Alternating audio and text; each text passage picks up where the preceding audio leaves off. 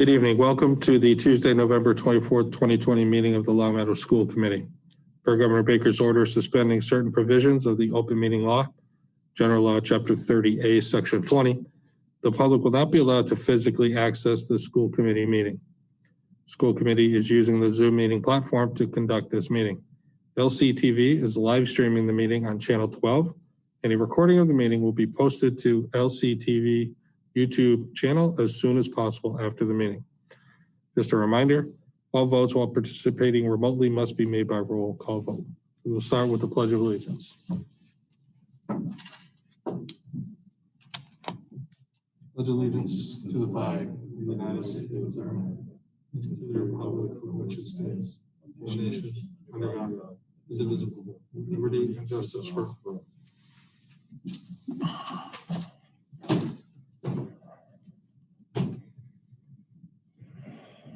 Okay, we have some correspondence coming. Thanks, Ryan. The following correspondence was recorded. Emailed letters concerning the current instructional model for the district by Kristen Seeley on November 5th, Bernadette Dunirvin on November 9th, Carrie St. Amand on November 10th, Deb and Pete Novotny on November 16th, and a letter from Mr. Stephen Hale dated November 11th regarding a research study for his doctoral program. Thank you. We have a possible motion regarding our minutes. I move that the school committee approve the minutes for the November 10th, 2020 school committee meeting as presented. It's a motion. Is there a second? Second. Any discussion? Seeing none, we can call for a vote. Gianna? Yes. Bronwyn? Yes. Nicole? Yes. Susie? Yes. Kevin? Yes. Jamie? Yes. And yes for me. Visitor comments. As always, when remote, you're going to have to make yourself known to me so that I can call on you. Do we have any visitors looking to comment? Seeing none, we'll move on to school committee announcements and resolutions. Committee members? Tiana, go ahead. Thanks, Brian. I just wanted to congratulate all of these seniors that are starting to hear from colleges or post-high school experiences and opportunities. And it's very exciting, and just wish good luck to the others that are in the middle of the application process. I also wanted to thank the students from Williams Middle School for doing a donation drive for Rachel's Table, and for also showing their school spirit with their fun pajama day. Thank you. Anyone else? I have one I would like to make. It is on behalf of the high school. This came from an email from Mr. Landers earlier on Monday. The Musician Success in Massachusetts Music Educators Association Western District Senior Festival auditions. The following LHS students were accepted to represent Longmeadow Public Schools in the festival: Jonah Barasi, Ella Barton, Dimitri Blasey, Benjamin Bukovich, Carlin Byrne, Perry Carmen, Shelby Carmen, Samantha Choquette, Michael Daly, Chloe Flack, Sarah Flahan, Madeline Ford, Lily Gerard, Karat Gurwal, Cole Haig, Elijah Hairston, Rachel Hiao, Nina Hutchins, Jasmine Gia, Alexander Lamb, Audrey Lamb, Sophia Lamb, Joshua Lee, Tina Lee, Luke Liang, Ronald Lin, Elizabeth Luo, Benjamin Lyons, Aida Melcher, Trina Morrow, Mary Kate Quinlan, Abigail Rzuski, Robert Ravosa, Hannah Rosenman, Caitlin Ryan, Abigail Stetchman, Samuel Taxar, Daly Tarian, Lily Tracy, Brianna White, Monica Woodeslaw, Amelia Ray and Shirley Yuan. And the following students earned the highest audition score in the district for their instrument or voice part: Samantha Choquette, Chloe Flack, Alexandra Lamb, Audrey Lamb, Mary Kate Quinlan, and Amelia Ray. I want to congratulate them. I know this has got to be the most difficult version of being in a music program. And as usual, you guys are doing a great job. Thank you very much to the teachers and the students and their families for their commitment to the music program here. Next up, we have business with guests. Winter athletic report.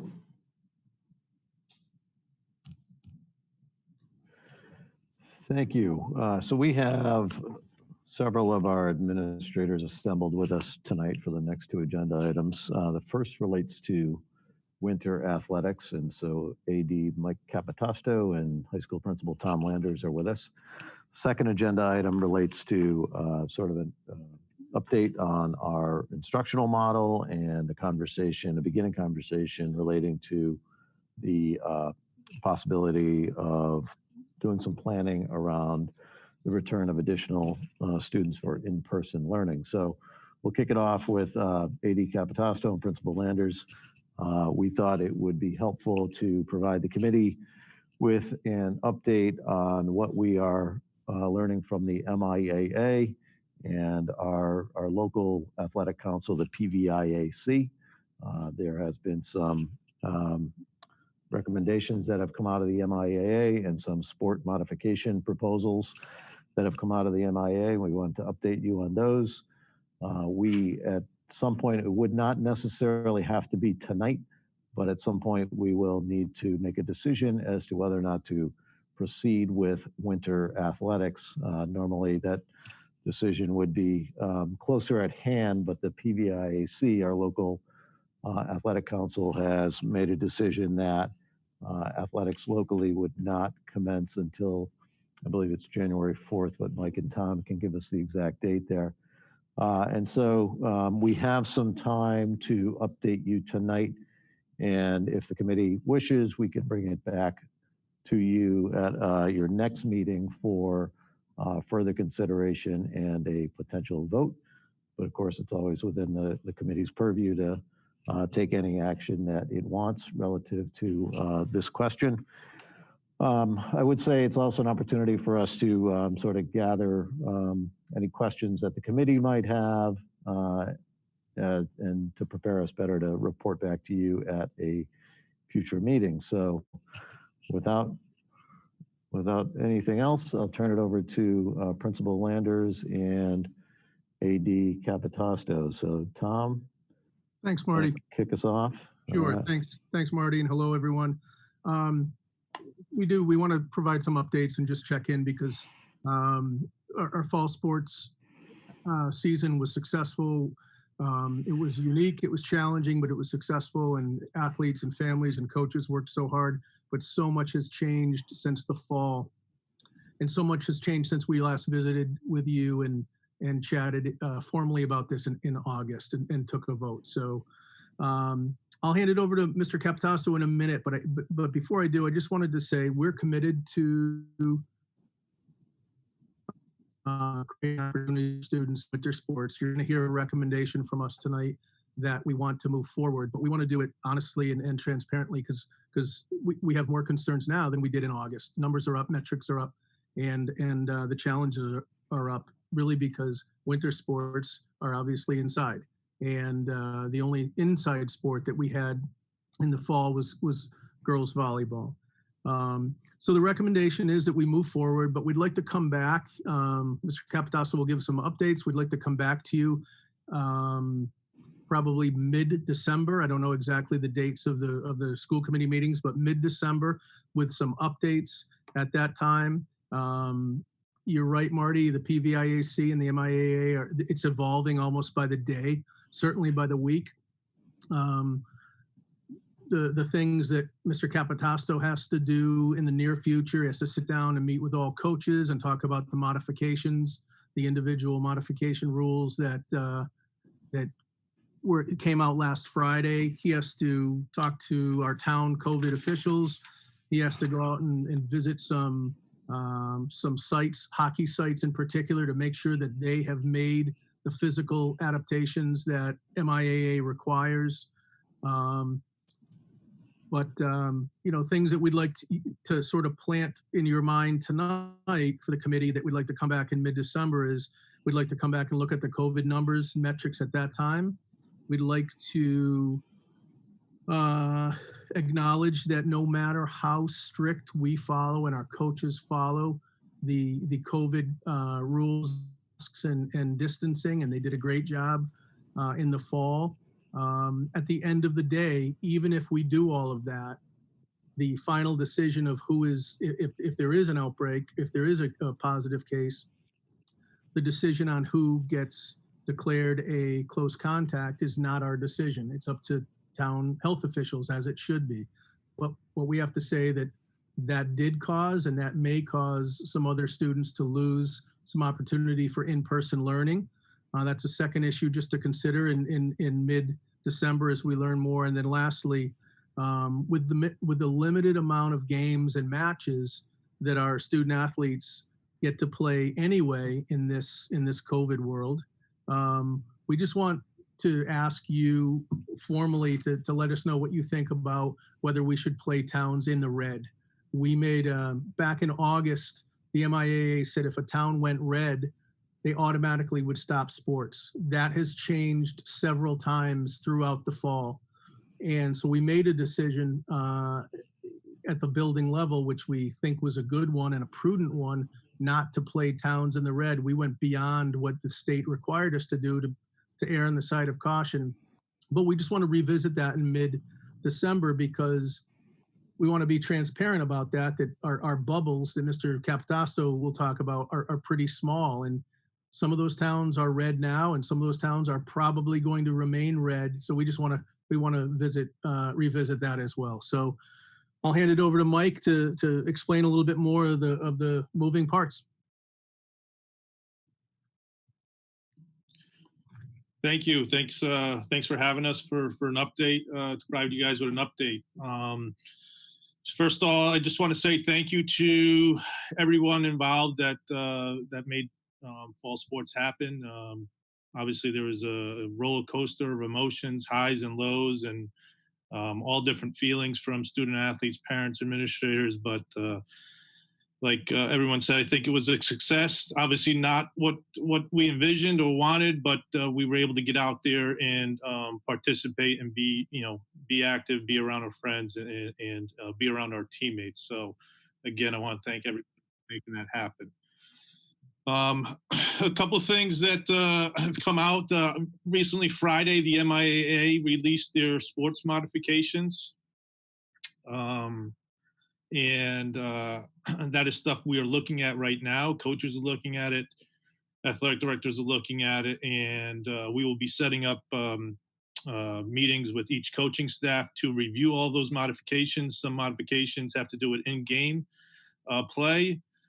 A lot of them have to do with logistics. There are some logistics that are outside of our control, especially ice hockey. We're relying on the ice hockey rinks to make sure they are making the specific modifications that were released by the MIAA. So over the next few weeks, I will be sitting down with our coaching staffs to review that information. We will, us athletic directors that use the same hockey rinks, will be sitting down with the hockey rinks and making some trips out to the rinks as well to see all the modifications. Next Wednesday, we have our athletic directors meeting where we'll be getting more information on some of these guidelines and potential bubbles where we would be playing. So as of now, there's been 3 sports that have been moved from the winter season. Indoor track was moved to fall 2.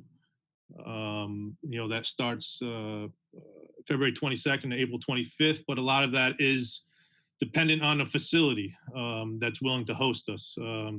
Smith College is typically where we do our indoor track meets, and right now they could not accommodate us for the winter. it is up in the air if they can accommodate us during fall 2 season. So that has to do with more of a facility type thing. Wrestling and competitive cheer were moved to the spring. And obviously there's some hurdles that those sports do have to overcome in order that to happen. And currently right now, the sports that will remain in the winter season, like Marty and Tom said, the PVIC has released a statement that we will not start any earlier than January 4th. And those sports would be basketball, ice hockey, swimming and diving, and alpine skiing. That would be in the winter season as of now. So that's really it. We want to continue to move forward in gathering information. There's a lot of information that needs to be gathered over the next week to 2 weeks. That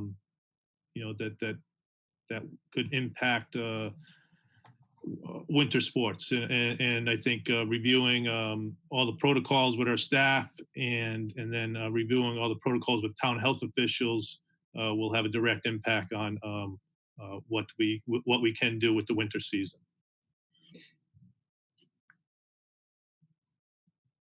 Are there any questions?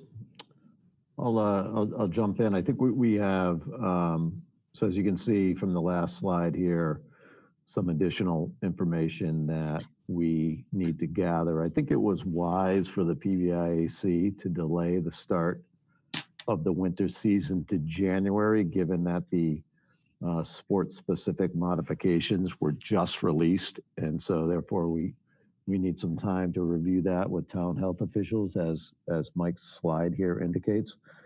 So I think there are to sum it up, sort of three decisions that are in front of us.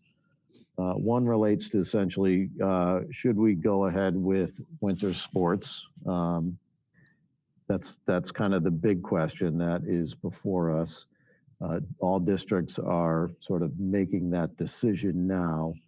The second decision relates to Tom's question that he posed earlier, which was, would the committee like to see us maintain our position of not participating against communities that are designated as red? And then finally, at some point, we ought to talk about user fees as well. Again, we're kind of in that information gathering stage now. We want to, there are certain costs that we've seen increase as a result of the pandemic, but obviously the experience for our families and for our students is different. So it's kind of where it stands now, and I think tonight is an opportunity for us to gather some critical questions. We may not have all the answers, but they are questions that we can certainly bring back to local athletic officials and state athletic officials. So thanks for your consideration. Thanks, Marty. Can I add one other piece? I forgot to say this, and Mike, I don't think you said this. So just the one other nuance is that all of our teams compete in the PVIAC, as you said, except girls hockey. So girls hockey competes in the central part of the state because less number of teams in the entire state. So the central part of the state is planning to start on December 14th. It would be our recommendation that girls hockey also move forward, but start on January 4th. Mike Capitasto knows the dates better than I do, but my understanding is that they could start practicing in the central part of the state. They can practice for 1 week and then they have to stop. So with the uncertainty of December and numbers and metrics, our recommendation is that even girls hockey start on January 4th. And my understanding is that they'd really look at losing simply 1 week of practice. We're not going to set them back greatly. Mike, did I get that right? Correct. That's my understanding. I have a phone call into the Central Mass League today, but that was what they released over the weekend. Really, it's just that 1 week, and then they're taking a break from the 23rd to the 3rd, and they will start back up again on the 4th. So you'll recall in the fall, we were sort of at a similar juncture where we felt like we wanted to continue with the planning and the registration and the meetings and Mike's engagement with the PVIC and the MIAA, just to make sure that we were well positioned. And so we'd want to continue with that, with the planning and with the review of the modifications and the guidelines, but we would wait for, you know, a full committee decision on some of the critical questions that we talked about. Kevin, any questions? Yeah, thanks, Tom and Mike. I appreciate the update. As you guys know, I have a lot of questions, but I'll try to limit myself. So a couple of things come to mind. Number one, I personally would be very uncomfortable relaxing like we're going to play schools that are in the red. That I would be uncomfortable with that. I'm frankly highly skeptical that we're going to be able to pull this off, but I appreciate you guys continuing to go down the planning road. I like the idea that, you know, we're going to push off a decision until December. I don't see how we struggled to get in games for our outdoor sports in the fall when there were fewer COVID cases in the area. I mean, my understanding is, Ryan, am I right? We got 5 soccer games in, right? It was around 5 soccer games, and clearly that's outside, right? Like, so it just seems to strain reality to think we're going to be able to play high-risk sports inside when COVID is raging around us. So, I mean, I just want to keep that real. But my question, and the thing that I really don't understand, that I hope you can help me understand, is I think that the current rules in the state of Massachusetts are you can't have more than 25 people inside for anything. How do you do any of these sports inside with fewer than 25 people? I don't understand how that's possible. And I don't understand how we could get an exemption for high school sports to state what I think are state laws. So it would be great if you could explain that one to me.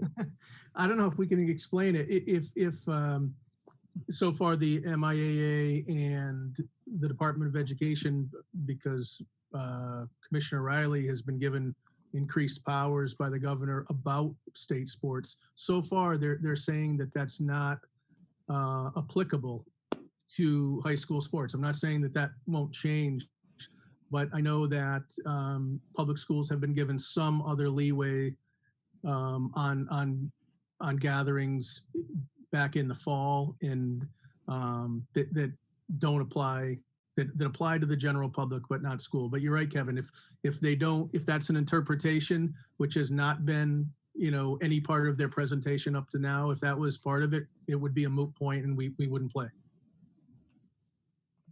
And I'd add, Kevin, I think we share your skepticism, and yet, you know, we want to give it a thoughtful consideration and go forward with the planning. But I think we recognize that we faced some challenges in the fall. We worked through many of those challenges, but the challenges feel like they will be greater this winter, no doubt.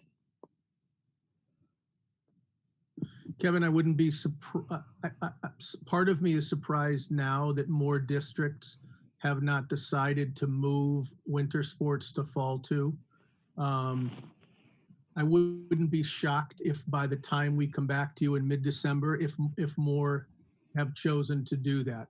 Right now, if we did that, there would be no one to compete against. So it would, you know, but that's one of the many reasons why hopefully we'll know more information. But I agree. It's interesting that when Mike Capitasto went over the modifications with us, some of the modifications for winter sports seem less strict than, you know, soccer. That was anybody who knows the game of soccer knew that it was changed substantively. So hopefully we'll know more information about that by mid-December.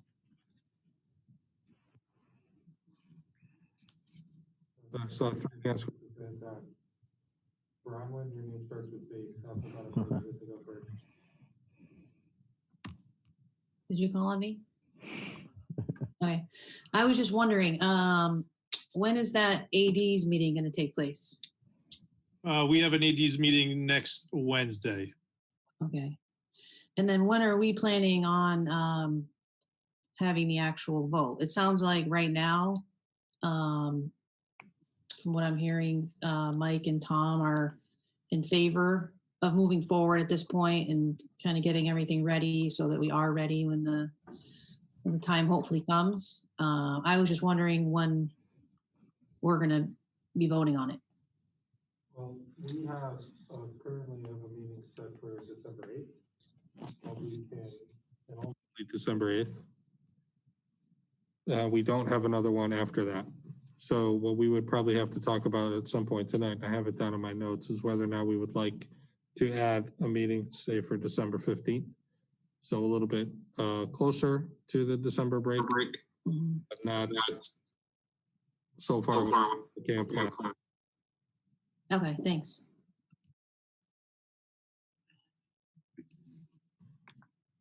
Jamie, then Susie, then Nicole, please.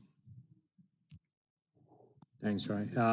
So my just couple comments on this is I personally think we should be moving forward and being a proponent of getting these kids playing sports.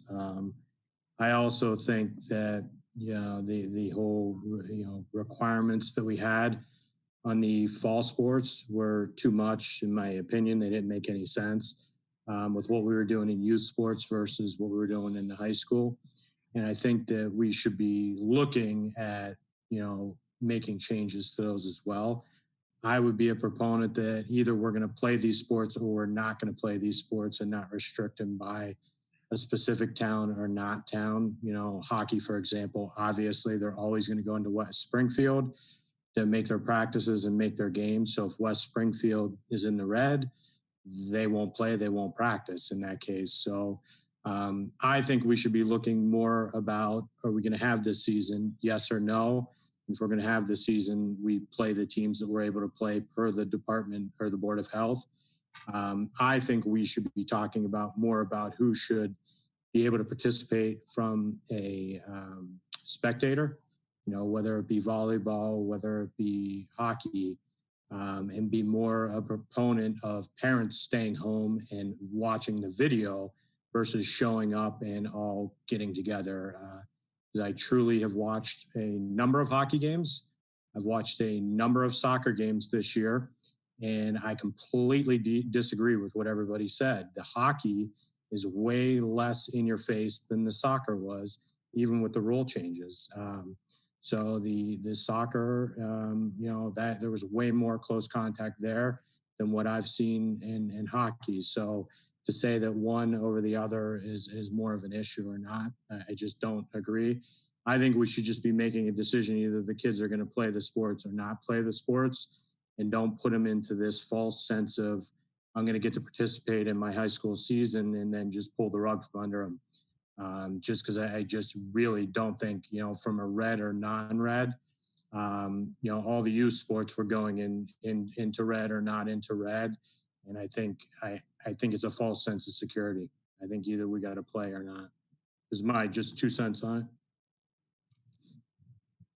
Susie, you had a question? I do.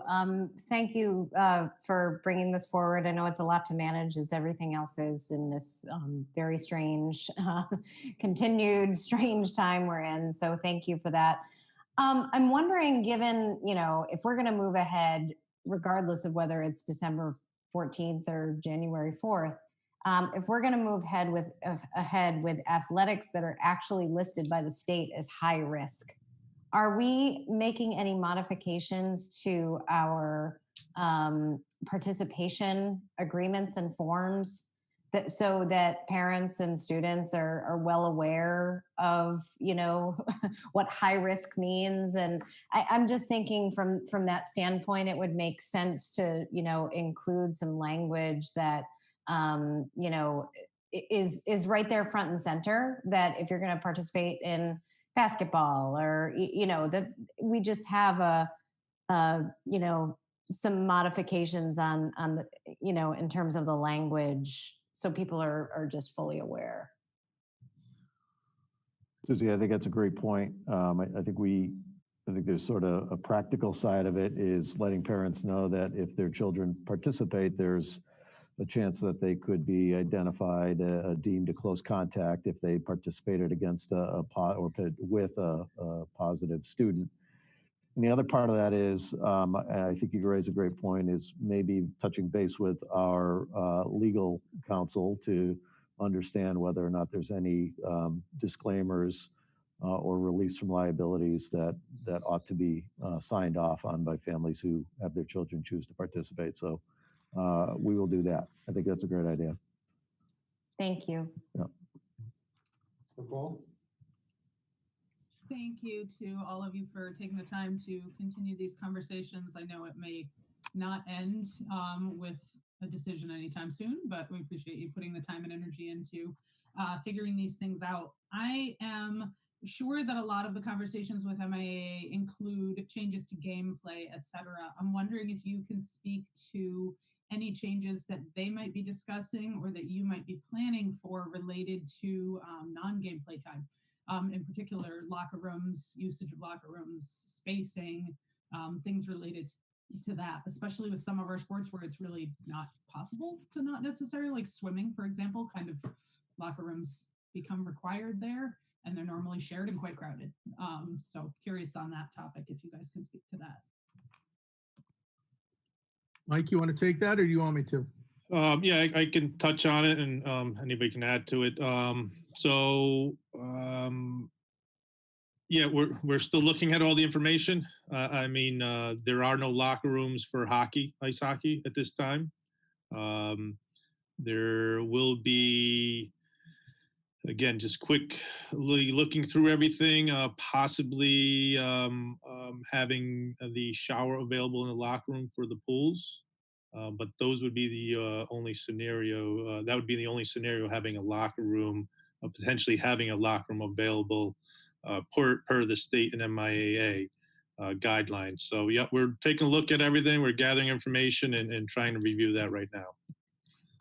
And Nicole, just to add to that, the MIAA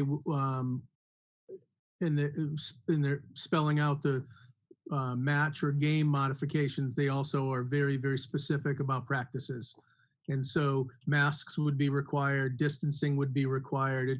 It's challenging, but that's a part of the package as well. All practices, all times teams gather, as well as games and matches.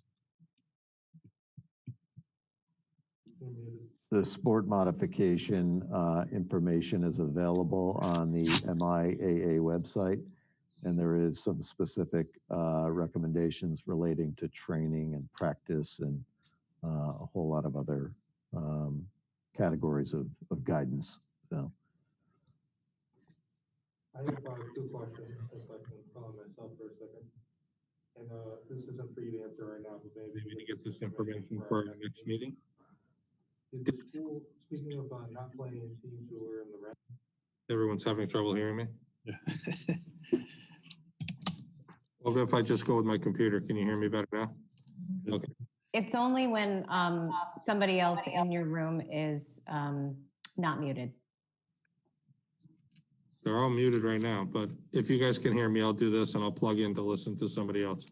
So about playing towns in the red, is there any data from the fall that shows that teams or schools that played against those towns in the red had competition-based COVID contact as a result of the playing? Because I think we see a lot of professional sports going on and there hasn't been any evidence of, not that I've seen, that's why I want to hear from the health department, of players getting COVID during games. They get it when they're stupid enough to go to their brother's birthday party, like a particular player from Liverpool right now who has COVID. He went to a birthday party. He didn't get it playing a soccer game. He got it going to a party. So I would like to know if there's data that backs up the idea that if we play a town that's in the red, it actually is an increase in the danger. Because if it's not, then I would like to hear that. And the second is just their general opinion on the modifications. Because 3 weeks ago, I was at a soccer game and nobody could touch the ball with their hands. And that's going to be a pretty fun basketball game. if nobody can touch the ball with their hands. It might be the best basketball game I ever played because I could kick it. But how is it possible the outdoor sport of soccer, you can't do a throw-in, and then basketball, all they do is touch it with their hands? So I would like some scientists, the health department, to give an opinion on the rules and the rules modifications, just to find out if they make sense, because there's two sports right in a row that it's nonsense. I thought the throw-in rule was nonsense at the time, and playing basketball. So that part doesn't really make sense to me. So either there is science and data to back these things up, or there isn't. If there isn't, I'd like to hear that. So if we could hear that for next time, that'd be great. We can definitely try to get that, Ryan. That's interesting. How many cases were, if any, how many cases were transmitted through a game or a match? I don't know if we'll try to get that. I don't know if we can, but I know that one of the things that Mr. Capitasto has been working on is to gather data from other school districts of how many students who were deemed close contacts, again, by that town's Board of Health or that town's COVID team, had to then miss some in-person school. But we'll try to get all that. We'll try to get as much as we can. And I know Mike's sitting down with town officials to talk about the modifications itself already. So we can gather as much as that and bring it back. Thank you. Appreciate that. Bronwyn and then Kevin. That's a lot of information for you guys to get, but we really appreciate it. I think the volleyball season seemed encouraging in terms of they were indoors, and it didn't seem as though we had any issues that I heard about. So I realize the cases are a lot higher than they were then, but I do find that encouraging. So I think it's probably going to be two separate questions when it comes to us voting on it. One is probably going to be, are we going to move forward with winter sports? Which obviously there's a plethora of reasons to do so. And, you know, if we can do it safely. And then secondly, you know, when would we possibly cancel games if teams are in the red? Which Ryan's question is a really good one. I don't know if you'll be able to get a ton of data on that, but and then also based on what Susie said, if we put something in there that it's possible your child could be exposed to someone from another team and be deemed a close contact because of that, and then have to miss 2 weeks of school in order to quarantine. You know, as much information as we can give the parents up front, and that let them make the decision from there, seems like it would be helpful. Thanks. Thanks, Bronwyn. You think people are watching our meetings and hearing all this? It's good to be cautious, just in case. Kevin and then Jamie. Yeah, a couple things. I mean, clearly we were using our hands when we were playing volleyball, so your point is a good one, Ryan. I also feel like the only thing I heard about volleyball was that students were deemed close contacts and had to not do in-person school, if I'm remembering correctly. I feel like that happened. Am I remembering that correctly, Tom? We had 3 soccer, 1 with girls volleyball, and ultimately based on contact tracing and the town interviewing our coaches, our assistant coach, it was a JV girls volleyball issue. We ended up being pretty much unaffected by the girls volleyball, and then one of the 2 girls soccer incidents. The other girls soccer was a game against Minnechaug, and our entire team was declared close contact. And it was, I mean, it was frustrating, but at the end of the day, the health officials are in charge. So we did pretty well, and credit to our coaches. I mean, all of our coaches, those 2 coaches in particular, girls soccer program and volleyball, did an amazing job of going above and beyond. And because of that, and because of the in-depth investigation that our Board of Health and our COVID team did, they were ultimately in agreement that in 2 of those cases, students weren't close contacts. All right, thank you. And I don't know if this is a question, but more something I hope you guys can bring up at your next meeting. Marty's going to talk later on in the meeting about testing. It seems to me if we're going to have any hope of running winter sports well, testing would be a key part of this. I mean, if you look at what colleges are doing and pro sports are doing, testing is critical. And I think if we want to try to do this safely, testing has to be a part of this. So I guess I would really like to know what the MIAA's position is on testing. The governor's talked about doing more testing, so this seems like a pretty obvious place to do it. So I would love to hear more about that. If you know now, great, but otherwise at our next discussion. I think we have to try to bring something back. We've heard nothing so far. I've heard nothing about the MIA and testing, but we can see if they have a position on that as well. Jamie was next. Jamie, yeah, muted. Jamie, you're muted, so I can't hear what you said.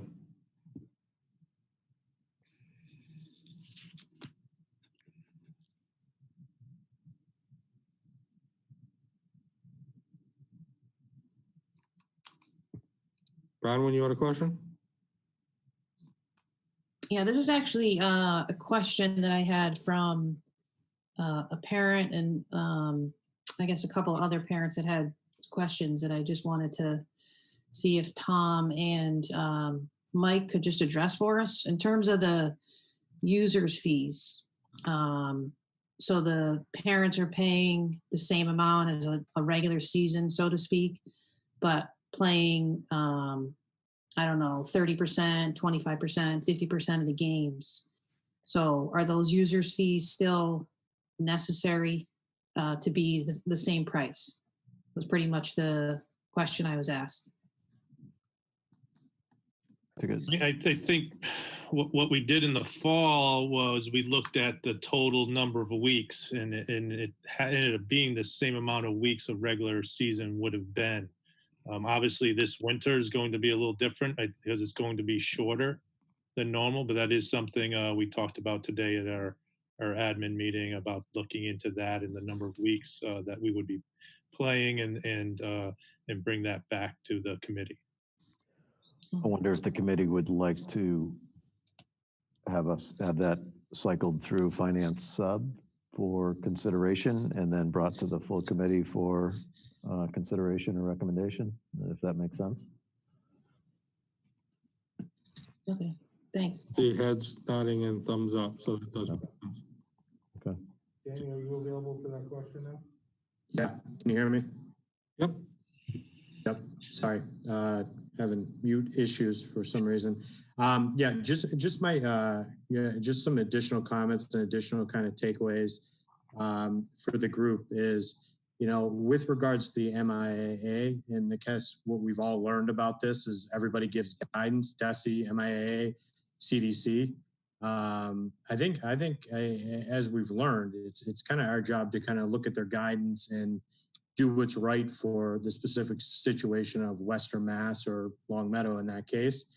The reason why I say this is I watch what's happening around the state right now, and I question a few things. Did the eastern part of the state play by the same rules with all these sports with regards to guidelines? I've heard that wasn't the case. So number one, I think we should at least explore that. Number two, with regards to hockey, if you drive around this state right now, just to give everybody who isn't involved in hockey, the rules are completely different for every single town in the state, as well as every single hockey rink. So if you go from one hockey rink to another, which there's high schools that play at all these hockey rinks, one hockey rink, you have to sit outside as a parent and watch on Live Barn. And then if you go to the Olympia in West Springfield, you can walk in as many people as you want. So there's no standard. We set the standard. If we feel comfortable that we want the kids playing in the sports, we should set the standard and not count on the MIA, because I don't think the MIA, DESE, or CDC has a clue what is right for our individual situation. You know, that being said, indoor sports, I truly believe if we choose to have, you know, basketball, that we should be the one choosing whether there's people in the stands, and the games should be taped and they should be televised. And, you know, do we think that people should be in the stands and people should be congregating there who should not be, besides the ones who are actually playing the sports?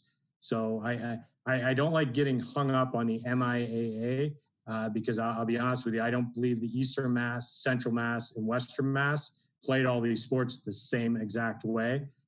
Everybody made up their own set of ground rules. And I think it's still happening because I watched it happen all weekend long. If you went on Saturday, there were one set of rules in a hockey rink. On Sunday, there was a separate set. On Monday, there's a separate set. And every day that you go, there's no clarity around that. It's based off of the people who are running that sport and that organization or that town high school sports to make the best decision for the teams. So I just don't want to get stuck on the MIA. I just happen to be watching this and seeing it real time. And there's no real clarity around all of these rinks as to what you can and can't do. The only thing I can tell you is they're all making the best decisions for their own specific area, such as, you know, whether you can walk in with your hockey bag or not, whether fans can walk in or not. I think we got to look at it and make the best decision for the kids' social well-being within our town, and the fact that, you know, these sports are a good release for these kids. If the parents are the issue, let's make a decision, let the parents watch it on TV. That makes more sense to me because I think sometimes they're the ones that muddy it up walking in where they're congregating or congregating outside and making a mess of the situation where the kids are just trying to play some sports. So sorry, I went on a bit of a soapbox, but I just want to make sure what everyone is saying, that there isn't consistency, and there isn't consistency from rink to rink, school to school, or high school to high school. So don't be fooled into that is what's happening.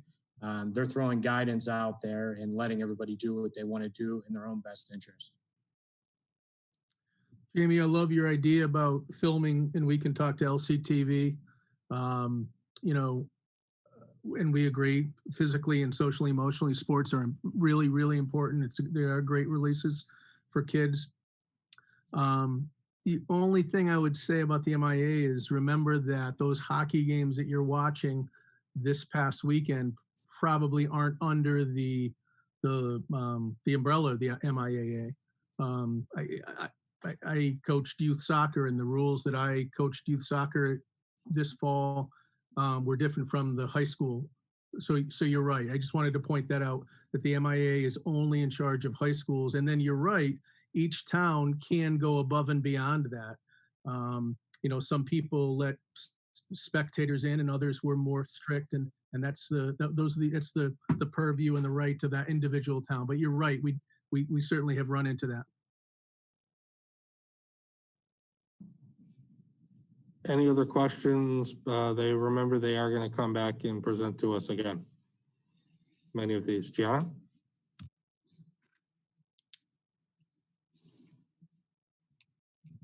Thanks, Ryan. I just wanted to, because people have already mentioned this, and I know everybody's thinking it, the social emotional piece is huge. So I just wanted to thank Tom and Mike and everybody for trying to make it happen. And also I wanted to thank my committee colleagues for the thoughtful questions and comments. It's helping me learn and think. Thanks, Gianna. Anyone else with a question for tonight? And we'll talk about the calendar shortly. Maybe give you guys a target date to come back with those answers. All right. Thank you very much. Marty? Thank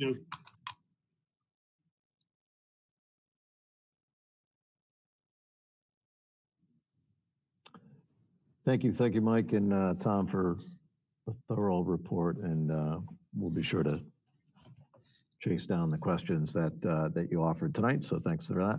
So next up is a sort of report on teaching and learning, and our elementary principals are with us this evening remotely.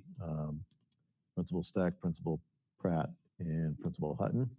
I wanted to start, if I could, with as we always do, with a snapshot of where things stand from a health and safety perspective. And so just share a couple of data points with you here. This is from the November 19th statewide COVID dashboard. And so you'll see where Longmeadow stands relative to case counts, the average daily rate, the percent positivity. So we still continue to do well here in Longmeadow, although we have seen an increase in the positivity rate that we need to continue to monitor.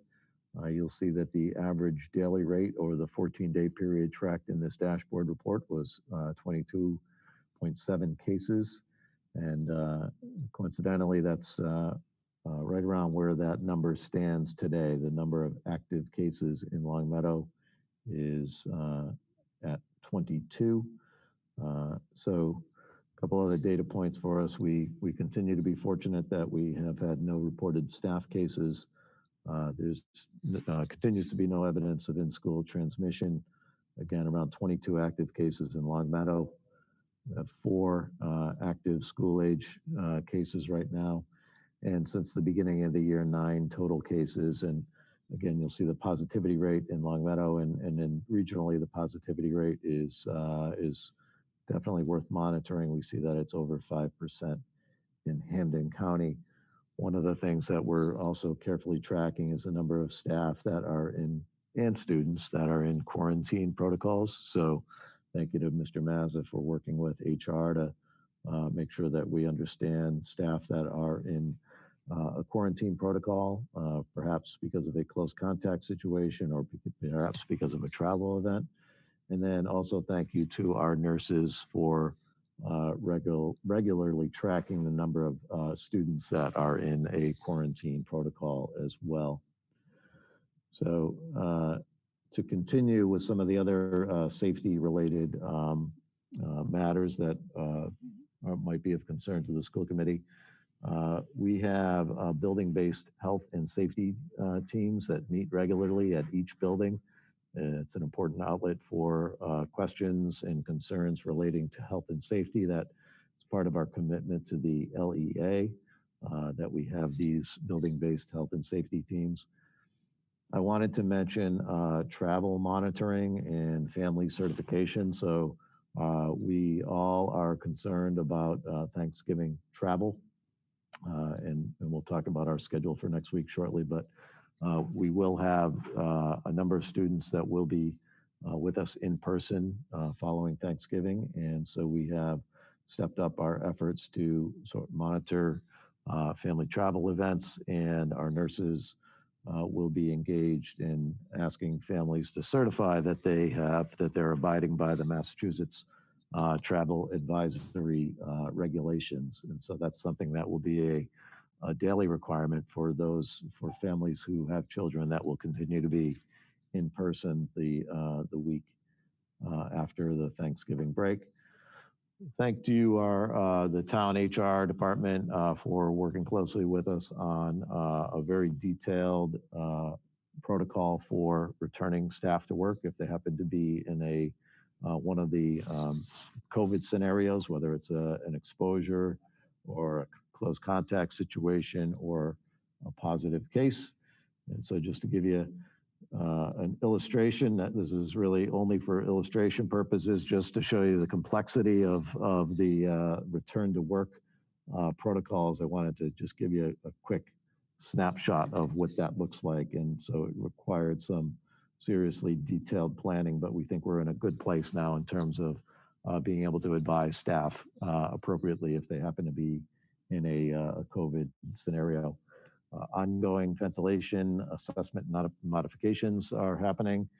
And then Kevin mentioned earlier about testing. There has not been, the state has not provided us with any capacity to do testing of for asymptomatic situations. They did roll out a testing program for that's a rapid response test for symptomatic situations, and this is the BINEX testing program that was recently announced by the state. We did have a team that reviewed this rapid response testing program to see if we wanted to participate in it during phase one. We had decided not to because it really, again, is for symptomatic testing. It would be the type of test you would use if you had symptomatic students in the school building. But frankly, our nurses are so on top of that that we contact families immediately, and students are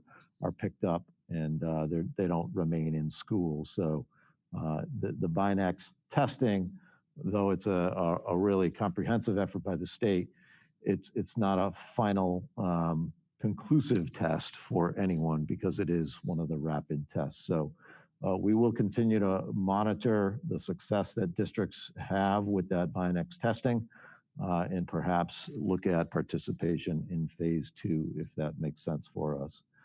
So Kevin, you had mentioned earlier about sort of broad scale symptomatic testing. And again, there's at least one community, and Kevin, you had pointed one out to me, in the eastern part of the state that is involved in sort of that broad symptomatic or broad asymptomatic testing. So that's something we can continue to investigate. Certainly, as you said, it's being used extensively in higher education and in certain workplaces, and we'll continue to see if there's any opportunities for us on a public school K-12 basis. So I'll pause there. That's just sort of hits on some important health and safety updates. As the committee knows, as the community knows, we had decided to shift to remote learning for most of our students in the week following Thanksgiving.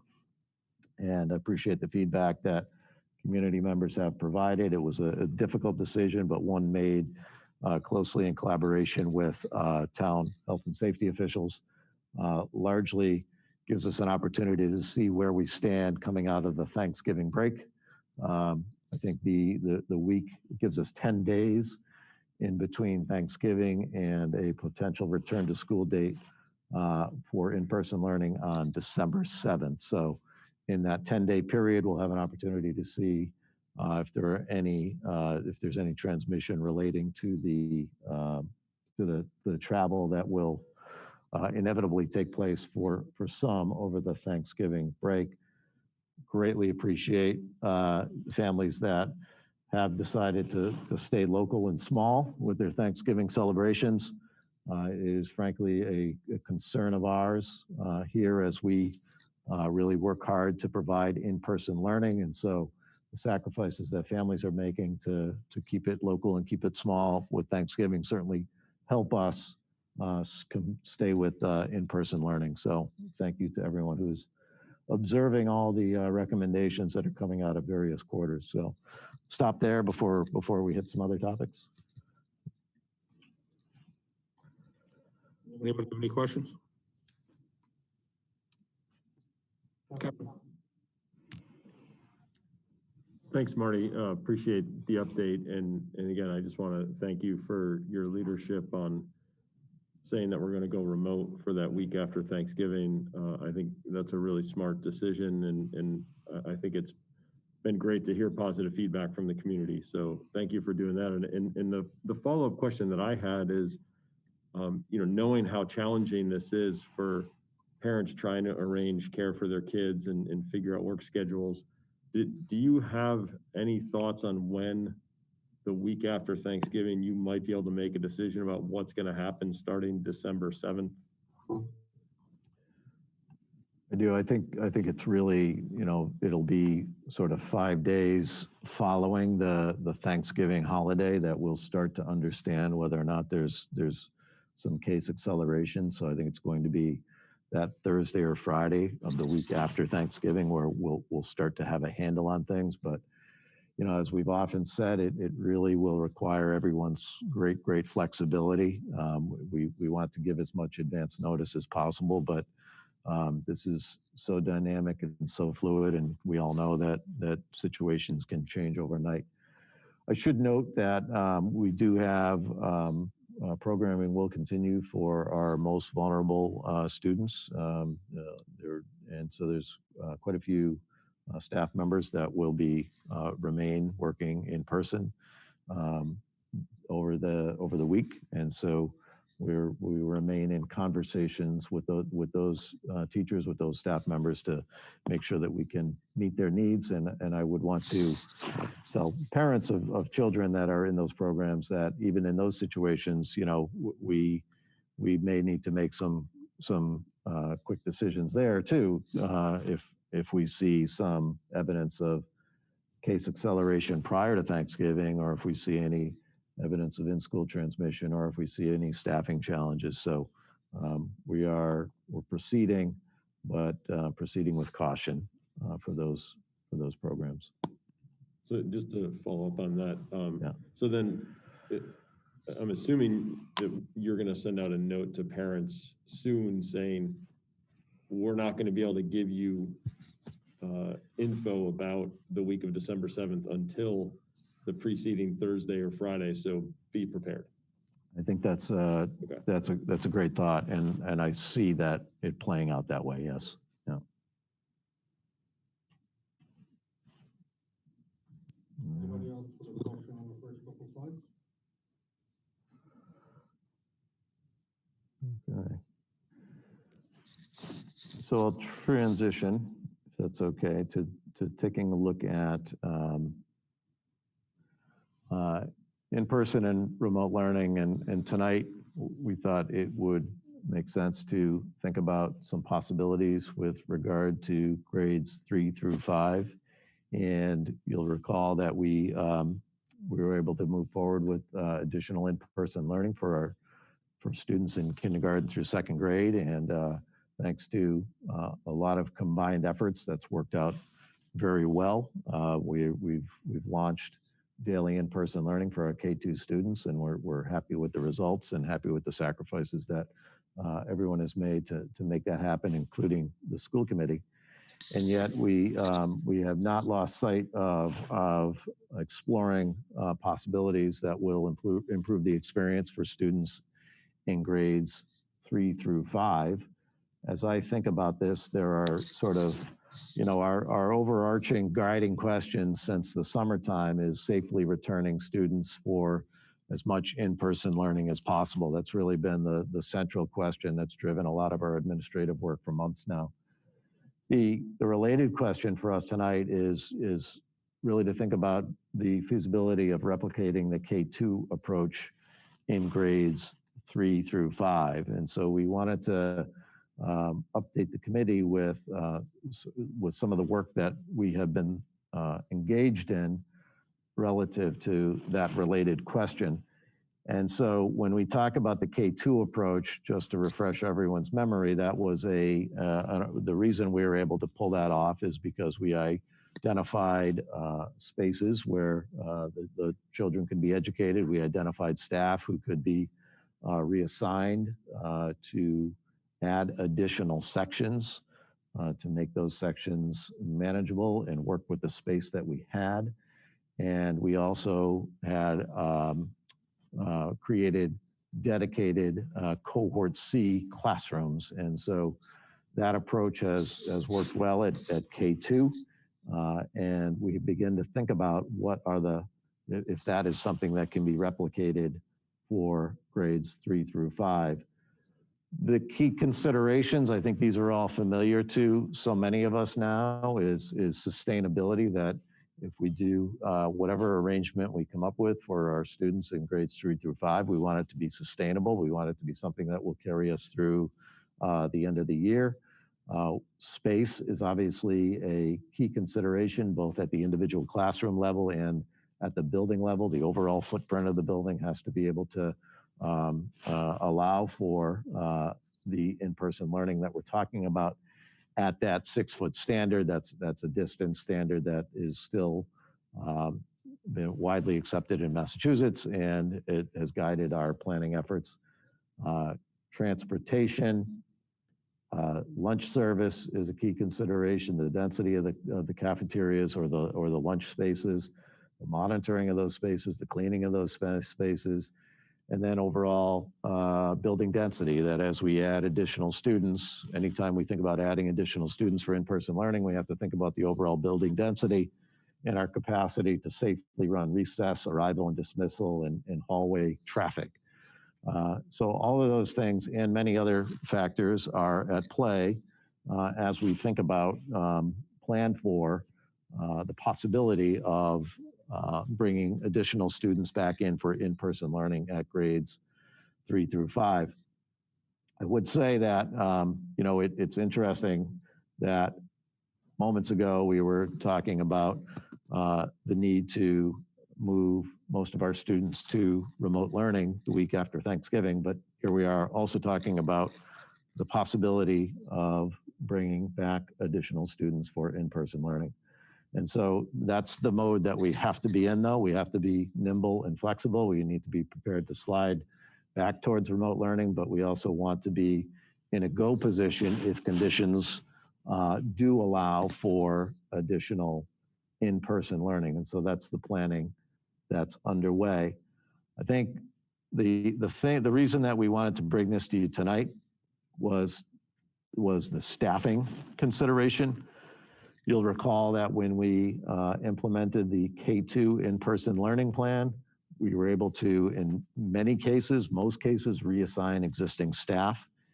If we were to, our initial planning is demonstrating that if we were to bring back our 3 through 5 students for additional in-person learning, that we would need to hire additional staff, and there simply is not enough staff to reassign, even with our most creative efforts and even with everyone's great flexibility, to do this safely and to have it replicate the K-2 approach. We would need to hire additional staff. We have begun some preliminary planning on that, and Mr. Mazza, as our Assistant Superintendent for Finance and Operations, has begun to cost that out. Our initial estimates are that we would need over 6 additional FTEs, so the equivalent of 6 additional positions to make this happen. And so what we would, similar to the athletic conversation, we'd like some sense of whether or not you'd like us to continue planning in this direction. I see this as a feasibility study almost. We want to continue to explore the feasibility of bringing back our 3 through 5 students for daily in-person learning 4 days a week. But to do that, we would need to post for additional positions, the 6 that I mentioned. And if the committee is comfortable with us to continue planning in this direction, we'd like to post these positions as anticipated openings as soon as this makes sense to the committee and as soon as you're comfortable with us moving forward with these anticipated openings. I'd say that this is really one of the key considerations. We have to understand whether or not there's available qualified staff that we can build the model on. And we may find out, if we were to post these positions, we may find out that the job market is even tighter than we have recently experienced, and we may find out that we simply cannot identify qualified people to make this happen. But this is sort of one of the key considerations that we have to work through as quickly as possible. So I'll stop there and see if the committee has any questions at all. Thank you. Nicole? I'm wondering if you can speak, Dr. O'Shea, to the numbers that we currently have for each of these grades. I know when we had this conversation at the K-2 level, we were able to see what our current student levels were for each class and what that might look like if we were to bring in And so with K through 2, I think our largest class size right now is 13 students with the model that we have right now. I'm seeing nodding heads. Yeah. So right.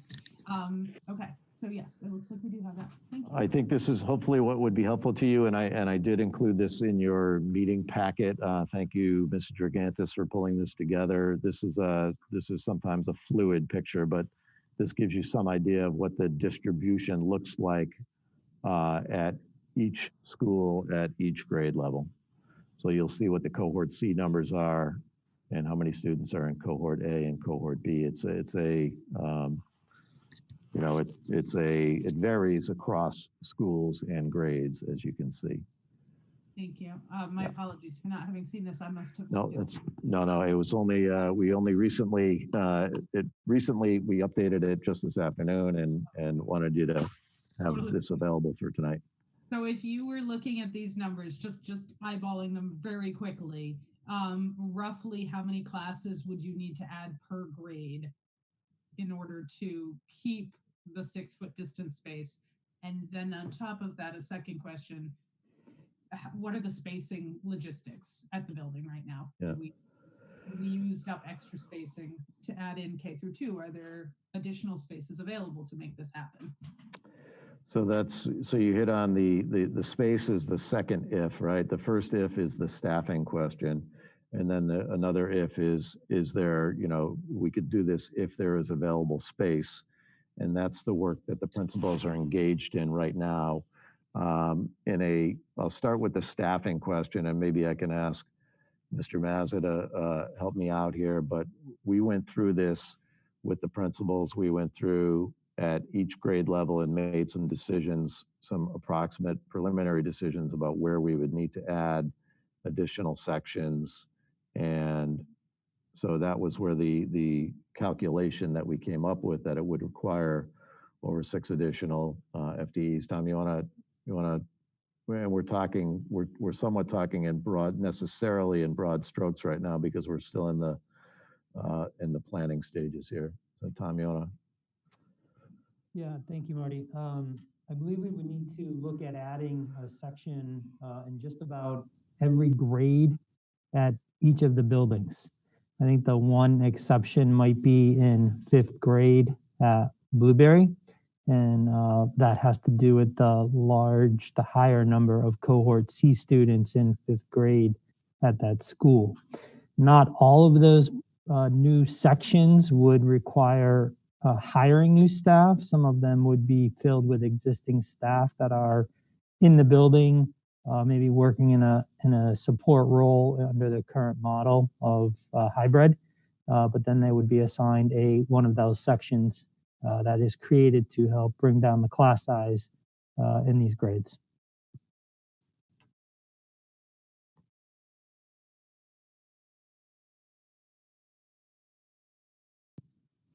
Would want to, I said it earlier, but sort of want to manage expectations here in terms of what's achievable. This is one of the major pieces of the puzzle that we need to understand right now. And then, if this falls into place, if we're able to identify qualified staff and if we're able to make the budgetary allocation, and Tom has some rough idea what that allocation might look like, then we can sort of continue with the planning and bring back some idea of what this might look like.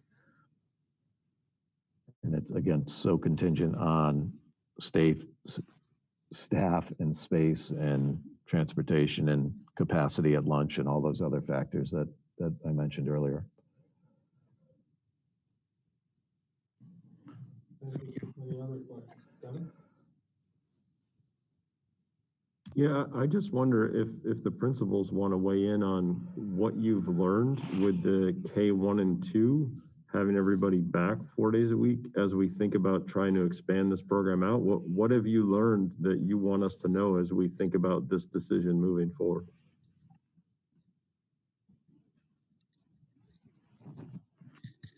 Great question, Kevin. Who would like to kick it off for us? I'm happy to start, Kevin, if everybody can hear me. So thanks Thanks for asking. So some of the really positive learnings have been creating one platform for children, especially our youngest learners, and recognizing and understanding in real time how important that is for the kids. I think that is also the case for the teachers as well, to have that one consistent platform of learning. I think maybe our email inboxes of frustrated parents, and there's been a decrease in some of that communication. And I think families are appreciative of the efforts that we've made to get kids on one platform. I think if we took some data for our children, I would guess, and I think I can speak for Donna and Marie here, that our kids are, for the most part, happier about their experience with school. There are still some adjustments being made. We have had children switch teachers and switch,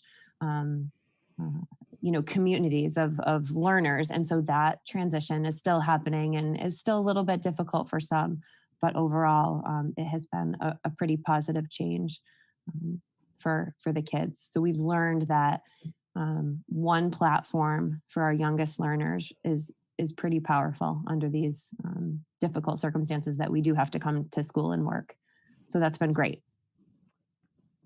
Could I clarify, Amy, when you're talking about one platform, not necessarily one, you're talking about sort of students experiencing delivery by a teacher to a single platform as opposed to a hybrid. Correct. Yeah. Correct. Thanks, Marty. Yep.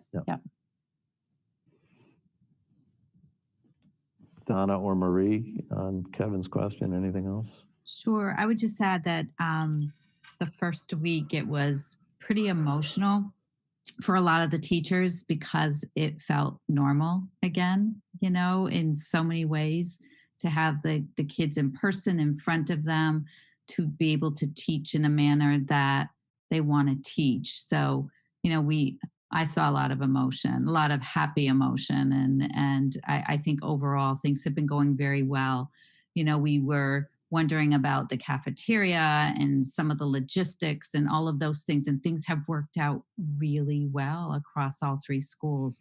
I don't think we have any big concerns. One comment that the teachers had made is that it actually ended up working out well that we did start in a hybrid, and they got the kids used to all the routines and all the protocols.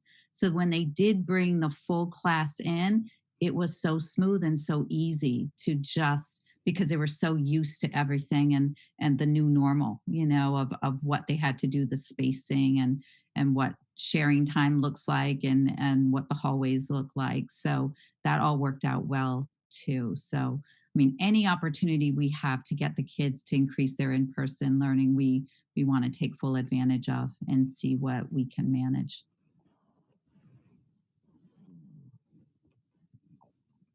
I'll just be really quick. I don't think we learned anything new, but it really validated what we already knew, that in-person learning is the best way to go. And so I think, I want to echo what both Amy and Donna said. Although we've always known it, the teachers were happier, the kids are happier, and we just want to replicate that experience for our 3 through 5 grades. So if I could just follow up, I guess I don't think I heard from any of you comments about cohort C. If you could speak to that, that would also be helpful. So we each have, I have one of the cohort C, I have the grade 1, which is one of the external hires. So when we were very fortunate, we have a very enthusiastic teacher. And I have to say, I think they really are building community. I know that I was on the meet and greets for her class, and even the parents expressed that they appreciated that they were their separate class, and that they were all on the same platform. They were all doing remote, and they had that in common. I think there's been some great getting to know across the schools. Like I know some of the Will Swamp students probably are going to be joining or have the opportunity to join the virtual turkey trot tomorrow at Blueberry because their class is a combined class. So I think there's been some opportunities for some great cross schools and community building in those classes. I think there are some, logistics as far as sometimes picking up materials for parents, but I think they are going, from my perspective, they have been going well.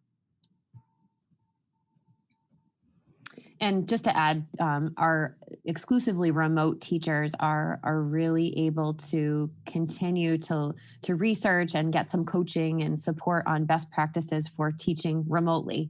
And so having, the capability of breakout rooms and what do assessments look like, in an online only manner. So I think they're able to really make some adjustments to their practice to meet the needs of the online learners, because it's just exclusively what, how they're accessing their school right now. So yeah, and we're excited about our turkey trot tomorrow. So thanks for that little shout out, Mrs. Pratt.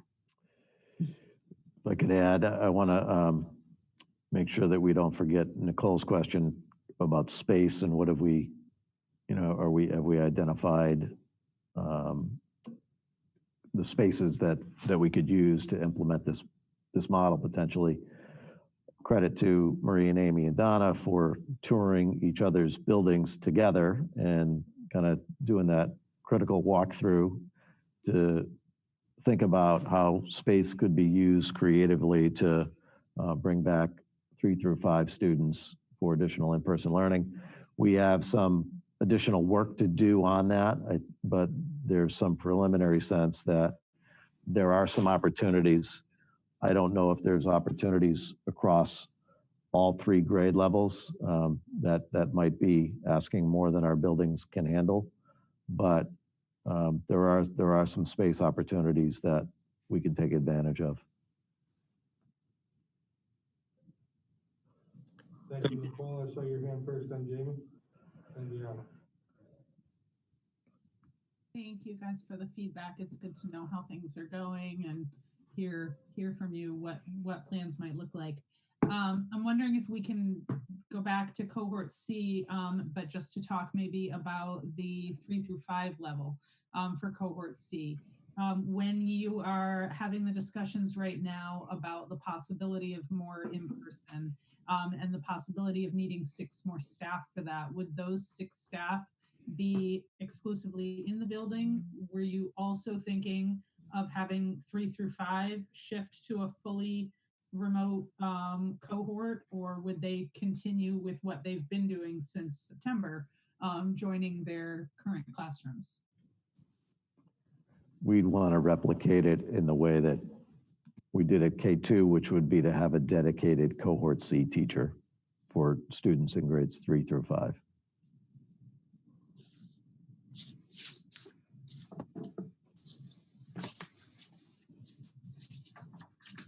It's pretty far into the year at this point, and I'm just wondering if you guys can speak to maybe as the building principals, what response you think that might receive from some of the students, or the challenges that might be, especially at older grade levels that have been established and have settled into kind of routines, since this isn't something with the holiday season upon us. This is likely to take a little bit of time to actually get underway. So we're talking about being pretty close to halfway through the school year at this point.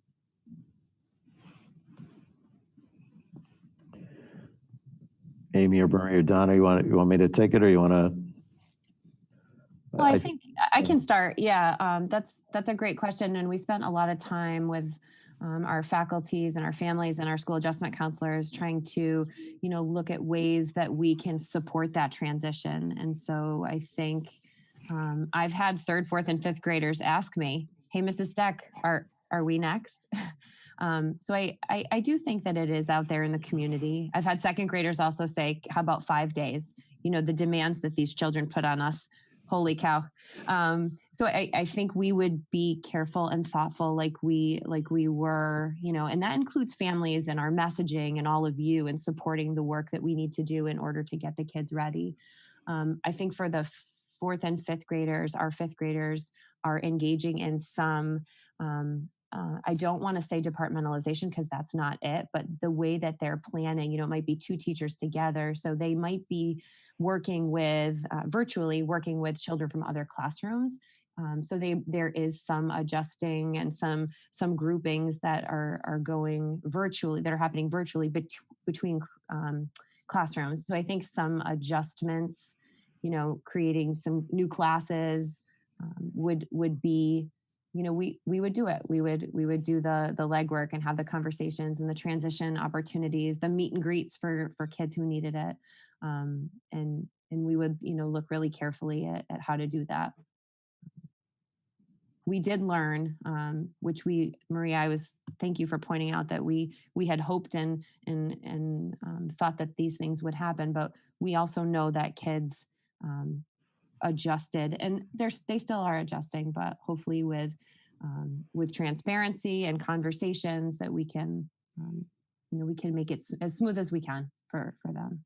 I don't know if that answers your question, but I think we can do that work again with our kids. I know that you guys bring so much time and energy and thoughtfulness into this. I 100% appreciate that.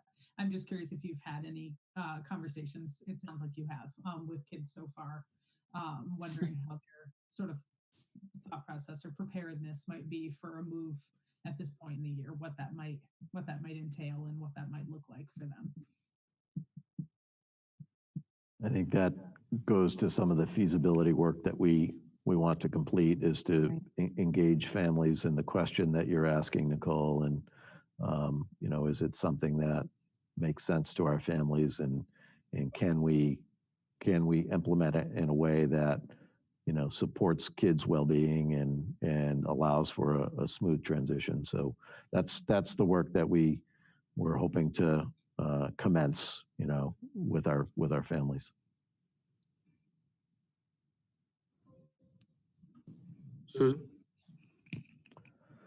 First of all, I just want to say thank you to all of you for, continuing this. I mean, obviously, this is not typical, and in the course of a year that we think about all of these different scenarios, and the extra time and energy you're putting in is so appreciated. I know by the parents, and I know certainly by all of us assembled here. And I'm wondering, one of the things that struck me is, because, obviously the concern around the concerns or the issues you're trying to troubleshoot as you're building a plan to go forward is, certainly the added density of, students arriving and leaving. And I'm wondering if, and this is just a wonder, it's like an insertion of a thought or idea. If you're thinking about any opportunity of staggered, arrivals, things like that, dismissals, so that, because, with I definitely saw when, a change was made to, K1 and 2, we definitely saw a lot, a greater density in the amount of students arriving and leaving. And if there was a staggered arrival or dismissal, that could potentially help with some other, operational components like lunch and things like that. And I'm sure you've thought of this. It's just something that I was thinking of, that I would be thinking of if I were in your shoes. So I'd say that's something we could definitely take a look at. Arrival and dismissal with a sort of double the number of students potentially is something that we have to think through to make sure that we can do that safely. So and then obviously at the same time understanding that we'd have to, families, that might be a hardship for families, right, if they're working with staggered schedules. So those are all the things that we have to balance. But well said. Dan, you had a quick question? Yep, I did. I said two comments and just a question. Number one, thank you for everything that everyone has done. And my first point or comment is, whatever we need to do to move forward on this, feasibility study is kind of a no-brainer in my standpoint or viewpoint. And then to my question, and the reason why I think it's a no-brainer is based on the fact that we're having a discussion about this. I'm assuming that everyone's in agreement that this is in the best interest of the students, the staff, the admin, and the parents as a whole. given that it really gives a little bit to everybody, similar to the earlier transition we did of the K through 2. I'm assuming that's why we're looking at this. And I definitely heard what Nicole was saying, and I completely agree. Making that adjustment is going to be traumatic. It is a big deal. I just also kind of weighing that against if we have to go 6 more months the way we are for those students, that's a big deal too. And I'm kind of torn between both of them, and I get what Nicole was saying, but I'm kind of on the other side too, going, well, 6 more months of this, someone's not going to make it, either the teacher, the parent, or the student. And we don't want anybody not to feel good about what we're doing and what we're trying to figure out. So if this is truly what we think is the best way, let's do it. I mean, it's 6, if it's 5, if it's 4, whatever it is, I think it's the right thing to do for everyone involved, in my opinion. Thanks, Jamie. I think I saw Gianna. Did you have your hand up? Thanks, Ryan. I echo everybody. I just appreciate all the efforts by the principals and staff and everybody. I was wondering if somebody could share information about how the K-2 model, how the, and maybe focus on cohort C, how the students with IEPs are being serviced and how those, how the services are being met, like the teachers are special education certified for the kids in cohort C who have IEPs, please.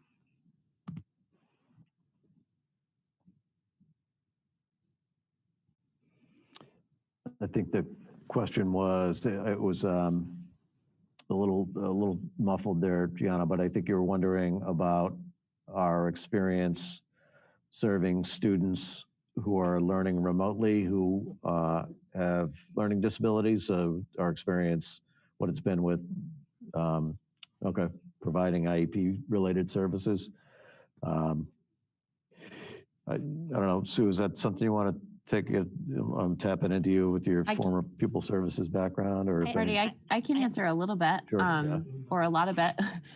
So some of the students who receive those explicit instruction or school adjustment counselor check-ins, or if it's a 504 related or an IEP related service, they're getting those services from their home school provider. We have not run into that yet with our K1 and 2 cohort C. We have, I know, one student on a 504 in one of those grade levels. We do anticipate the need to service students with IEPs in cohort C. We also have for 3 to 5.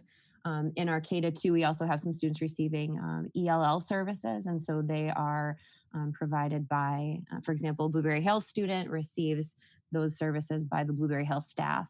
So we've been able to work that out where they're receiving the instruction from their home school. But we would also, that's part of what we want to do by way of feasibility in the weeks ahead, just to make sure that we could continue with that level of service from the home schools. The real PS director is here. Jean's on the, yeah, she's kind of hiding, but. No, I am. I just texted my, I am on the call. Oh, hi, Jean. Hi, everybody. Sorry, So Jean. yes, at the beginning of the school year, every special education teacher reached out to their students' families to come up with what is called a COVID-19 special education learning plan. And that would cover how the student's IEP would be delivered if we were 100% in person, if we were in a hybrid model, or if you were fully remote. So that was taken care of actually before we started, and the student's liaison wouldn't change no matter what cohort they're in. So it's based on their building, and it would be the provider that they would normally have if we were in person, because hopefully when we get back to full in learning at some point, we're fully prepared to do that. So like I said, every student's IEP was addressed for all 3 scenarios before we even started. So that's what the special education staff was working on during those first 10 PD days. So that's all taken care of. Thank you, Jean. I just was thinking if there was only one teacher for the grade level cohort C kids. I'm gonna turn my video off to help. So I think, Gianna, what you're asking is if they're in cohort other words, I was thinking if there was only one cohort C teacher per grade with all the different, like if a kid who needs. So I can't understand her. I think what I'm getting from that question is if there's one district cohort C teacher, the students would still get the special education services from their special education teacher from their home school. So that cohort C district teacher may be dealing with multiple special education teachers, but the students would possibly be working in groups with other students from their neighborhood school if they were grouped. Okay.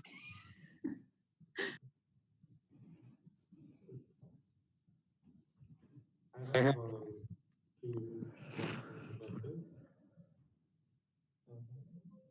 so first is for Tom. 6 teachers seems like a lot, especially after our budget meeting last week with the select board. Ryan, we're having trouble hearing you. Okay, sorry. Is that loud enough now? All right, so I'm asking Mr. Mazza about the money for 6 teachers, because that seems like a lot. Could you speak to that, Tom? Explain how this is possible. So there are, I believe, about 5 teaching positions that would be part of the 6 FTEs that Marty mentioned. There would also be some incremental increases to some existing staff for related art classes. A rough estimate at this point would be about $225,000 for the total increases that we need in order to accommodate a full return of grades 3 through 5.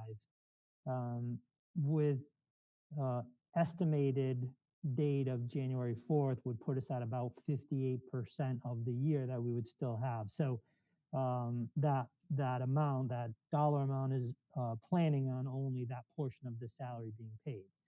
So I think the expectation would be we would bring it to Finance Sub at our next meeting to kind of go through more detail as to where those positions are, the assumptions we used in regards to salaries before our next meeting in December.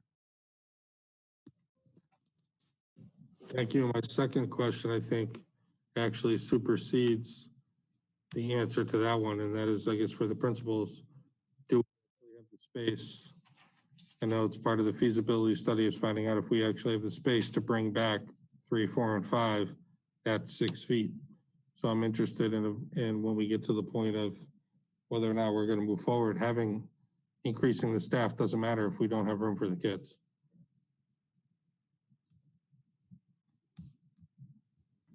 You're absolutely right that we may get through this process and learn that we're not able to do it at all 3 grade levels, or that we're only able to do it at 2 grade levels or 1 grade level. So that's what we need to explore. I think credit to the principals for creatively looking at the spaces that they know so well. But I can only say that we've identified some opportunities.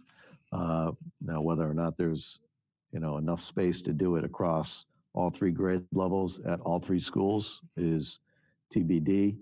Each school has a different footprint. Each school has a different enrollment and has different space available. But whatever we do, we'd like it to be consistent across the 3 schools. Thank you.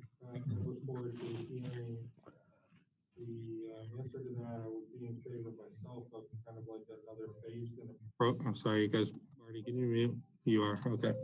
Can you hear me now? All right, phone commercial. The phased approach, I think, is helpful. And if it came down to space, if we had to add 3 and then see if we could add 4, you all get to test your protocols to find out if it remains safe as you start adding more kids every single day. And I think if you look at pro sports arena right now, some places are bringing fans back, but they're not filling the place to 3/4 capacity. They're not bringing 70,000 people together. They're bringing 4, or they're bringing 8, and they're testing to find out if they can do it safely. And then they'll bring more, and then they'll bring more. I think a similar approach for us, based on your space, the answer about your space, would make a lot of sense. Just my opinion on that one. But I do like the idea of us to move forward and see how many more kids we can bring in and when. Brian, want to ask a question? Oh, thanks. I was just going to ask about the timeline in terms of when admin might have all the information for us, basically saying like, okay, it's feasible to bring back, third, fourth, 5th. And then if that does happen, when are you hoping to get the students started? So step 1 is to post the anticipated openings. And let's say that we post those for 2 weeks. That brings us to a school committee meeting sometime in December. Right now you have one on the books on December 8th. It would, if the committee is up for it and available and we can schedule it, it might make sense to look at a meeting on December 15th. And I think at that meeting, we would be, we'd have a better idea of whether or not we can staff the model that we have in mind. Because we need to sort of let 2 weeks go by to have those positions posted and to begin to screen applicants and begin to interview candidates. And so we'll need a few weeks just to go through that process to see if the staffing plan that we have in mind is feasible.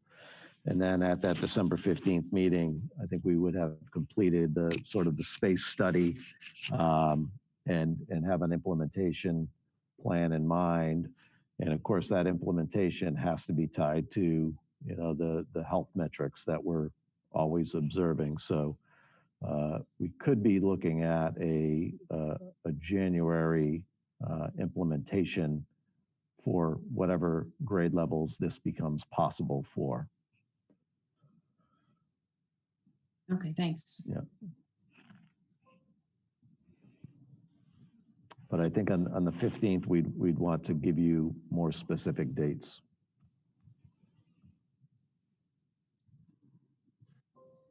Anybody else have any questions? So, want to talk really quickly about the calendar? Do you guys want to add the 15th? So that we can give the admin kind of wish list that we would like them to continue to look at this. Yeah, I see some thumbs up on the 15th. Jamie, 15th, you good with that? Yep. So Diane, if we can look into adding for the 15th and maybe get a presentation from the admin on the feasibility of bringing back 3, 4, 5. Any other questions for Marty or the principals? Jamie. Just a general question. Obviously, I'm good with all this. I think it makes tons of sense. Are we also looking at 6th grade, 9th grade, 12th grade, any of those other grades as well? Or is that not on the radar at this point? Specifically, seniors. I kind of look at, I obviously don't have a senior, but are we looking at those as well and seeing whether that makes sense, or sixth grade or seventh as well? So just a question you don't have to answer, but if we are going to look at these grades, should we be looking at the other schools?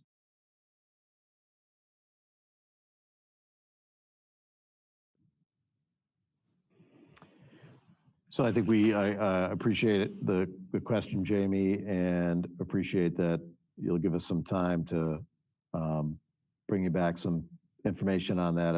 It does become more complicated at the middle and high school as the students are changing classrooms more frequently, and the building density grows in those situations. But we can update you on what some possibilities would be at middle and high as well. And I'd also say that, as we take a look at sort of these structural opportunities, in terms of staffing and schedules and that kind of thing, we also want to explore, any solutions or possibilities with regard to teaching and learning, and what are our expectations of students, what are our expectations of teachers in the 3 through 5 grades especially. So there's sort of the systemic structural things that we just talked about, but know that our principals continue to engage their 3 through 5 teachers in sort of those teaching and learning expectations to make sure that we have, optimize the experience for kids and for teachers. So that work is ongoing as well.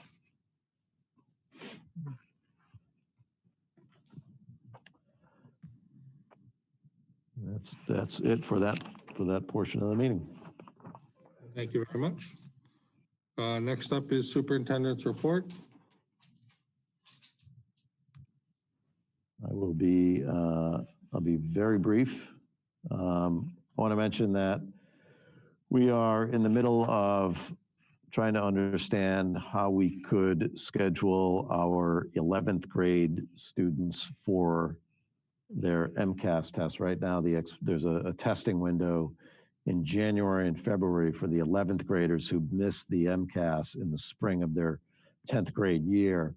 And DESE has not backed off the expectation that we schedule that MCAS test, that competency determination test, for our 11th grade students. I will just say it's a logistical nightmare, might be too strong a word, but it is as challenging as anything that we've faced in terms of scheduling standardized testing, bringing the entire 11th grade in to test somehow in a safe way. And so we don't know if DESE is going to allow us some flexibility or allow districts some flexibility, or whether DESE will explore a waiver with the federal government. Obviously, things are changing at the federal level, so we'll keep you posted on that. But if we do need to test our 11th graders in January and February, it's likely that we would need to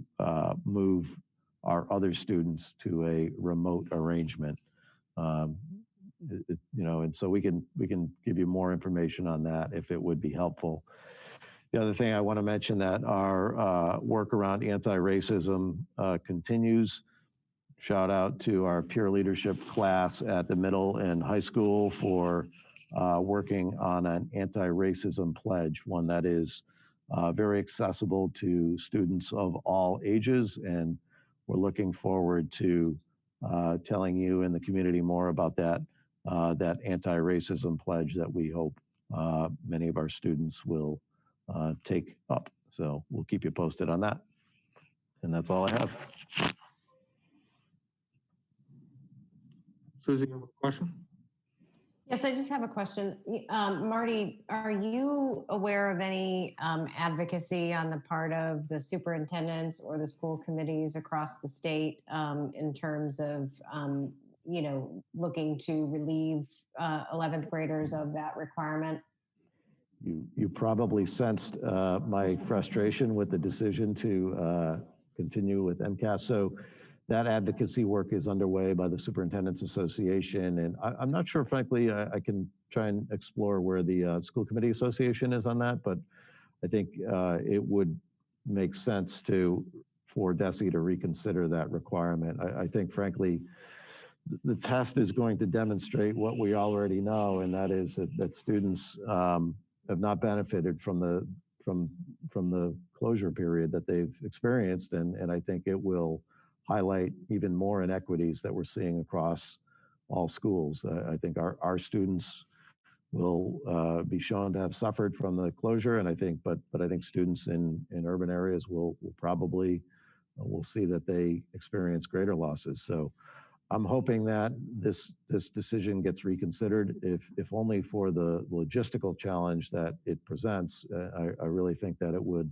mean that we would have to shift to remote learning on probably as many as 5 days to make this test happen. So Paul Dunkerley and Tom Landers are masters at executing MCAS testing, and so we'll continue to try to understand what it looks like. And then at the middle school as well, we're looking at spring administration, and to try to administer a standardized test under cohorted conditions is really, really challenging. So keep you posted. I would seek out and some advocacy opportunities, and if there's anything happening at school committee level, I'll be sure to pass that along to Ryan. Thank you. Yeah, I think the MCAS situation is going to be that, don't shake your head when I start talking. You're gonna have to shut down the school. Like, everyone's gonna have to go, not just remote, but asynchronous, because you might need your entire staff to be a proctor. The rules behind proctoring right now, we did the SATs in Springfield, it's a person for every 10. So try to do that with 200, 300 kids. That's going to be your whole staff. So school committee chair report is next. And my only, it's almost like a question or a challenge or an invitation to the admin and the teachers. And we have Ms. Rosado here, who this is also for, to analyze the teaching, to make sure that the staff isn't burning out, because I see what a difficult situation they're in, trying to do both live teaching to kids at home and kids in the classroom. And I know that is something that was agreed upon and looked at as being a way to go earlier in the year.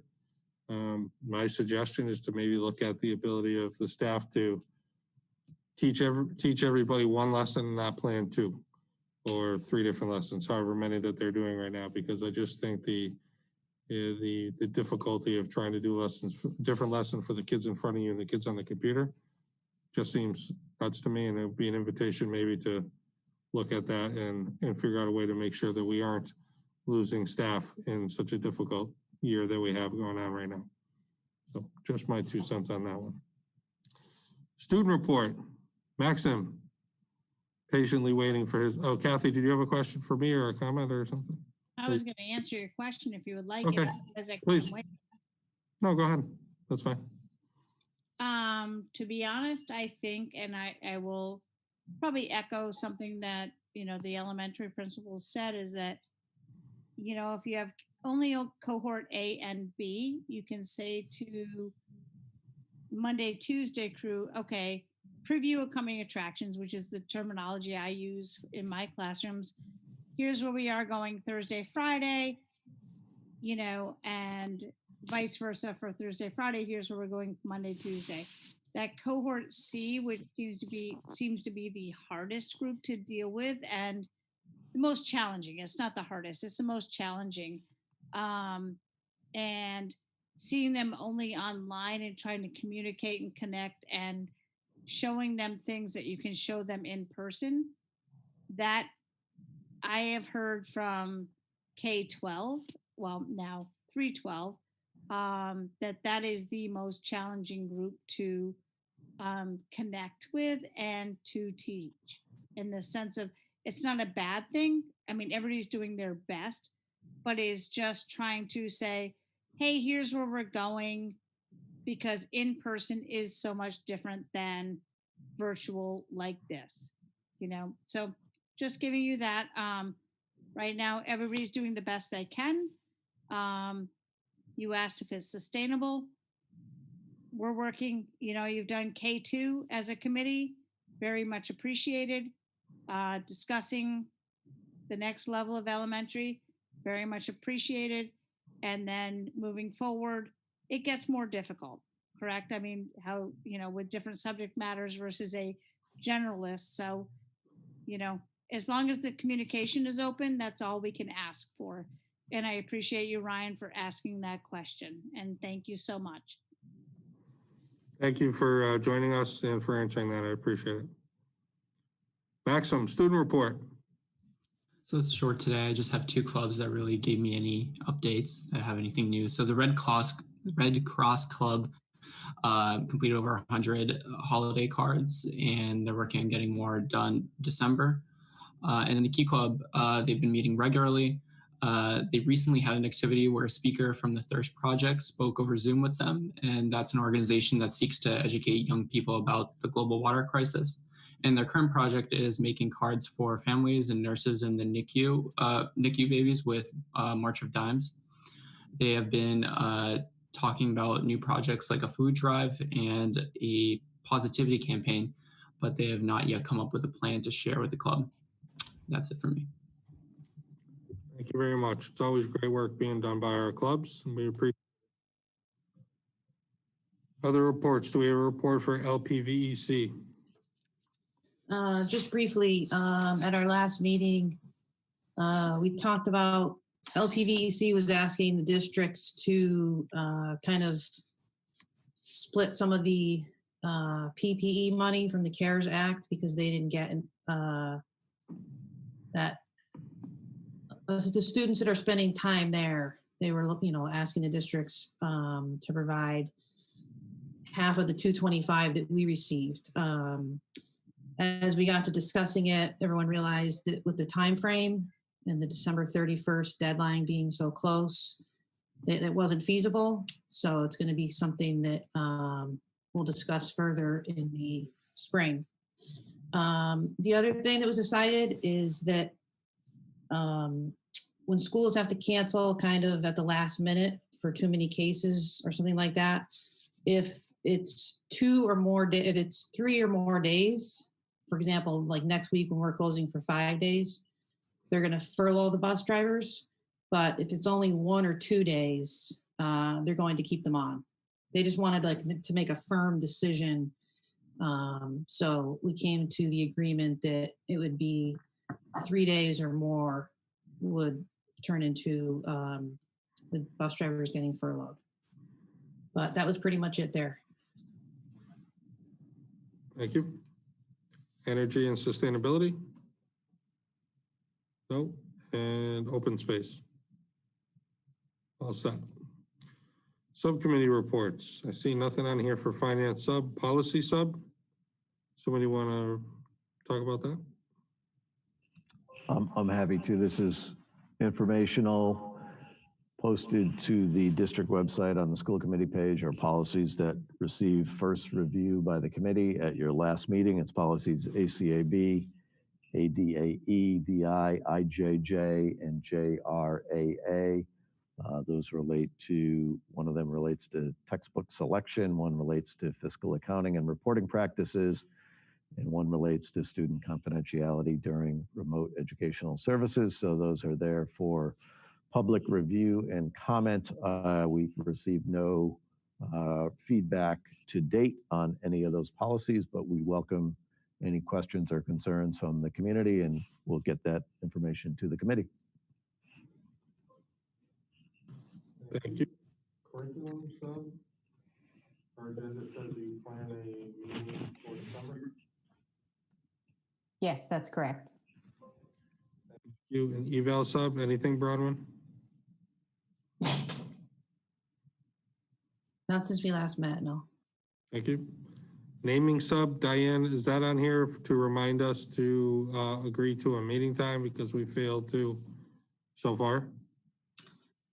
Yeah, well, because you've set a new subcommittee, that's why it's on there. But we are trying to get a meeting together for December 8th at 5 o'clock. Okay.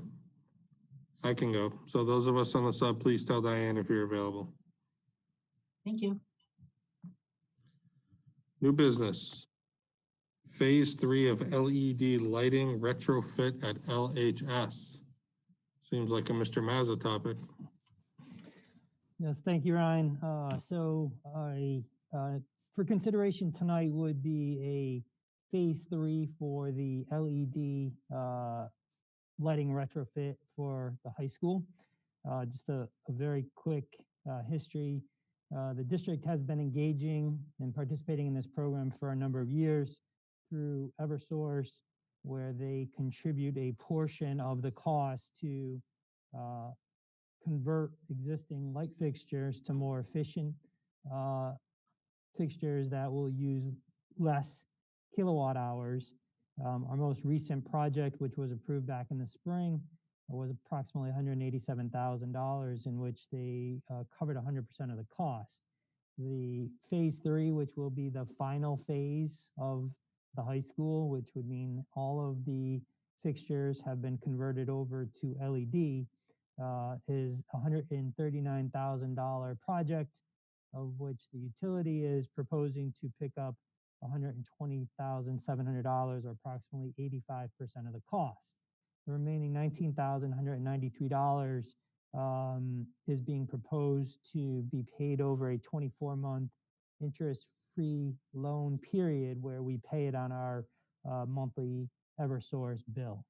The offset to that cost is the projected reduction in utility usage or electricity usage by converting those fixtures to less costly and less higher efficiency LED devices that will reduce the amount of kilowatt hours, projected 112,000 kilowatt hours a year in savings. So they do have COVID protocols in place where the staff would certify daily, similar to what our staff does before they come in, that they are in compliance with and have no related symptoms or issues. The work would primarily be done after hours, so after 3 o'clock. It would take approximately 4 to 5 weeks. And one of the stipulations to receive the contribution from Eversource is the project needs to be completed by January 31st. So we're kind of in a tight window in order to get it approved and order the necessary fixtures and materials to get the project going, and then 4 to 5 weeks, hopefully, to get it all installed and done by January 31st. Hopefully, if the committee is agreeable tonight, we can get it approved and get the project going. But I'm happy to answer any questions members might have in regards to the proposal. Any questions? Gianna. Thank you, Tom. I was just wondering, what happens if we plan it out and then it doesn't, like it ends up like for whatever reason we have to close down a school, like we can't meet the January 31st deadline. Do they like take the fact that we plan to meet it and then allow us to finish it, or does the money like go away? My experience has been they've been agreeable to work out if there's any unexpected circumstances in completing the projects. I think so long as we are moving forward and progressing with installation, I think they'd be flexible so long as they know that there's a reasonable conclusion not too far after that January 31st deadline. Thank you. Any other questions? Kevin? Just a quick comment, Tom, thank you for your work on this. I think this is a great opportunity and we should absolutely take advantage of it.